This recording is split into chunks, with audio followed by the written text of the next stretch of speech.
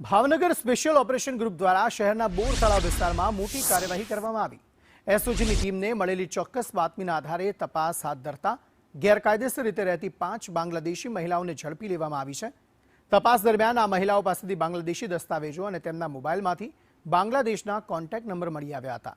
પૂછપરછમાં મહિલાઓએ સ્વીકાર્યું હતું કે તેઓ કોઈપણ માન્ય દસ્તાવેજો વગર ગેરકાયદેસર રીતે સરહદ ઓળંગીને ભારતમાં ઘૂસ્યા હતા। હાલમાં આ તમામ મહિલાઓ વિરુદ્ધ ગુનો નોંધી તેમની અન્ય કોઈ શંકાસ્પદ પ્રવૃત્તિઓમાં સંડોવણી છે કે કેમ તે દિશામાં પોલીસે સઘન પૂછપરછ અને કાયદેસરની કાર્યવાही तेज करी है।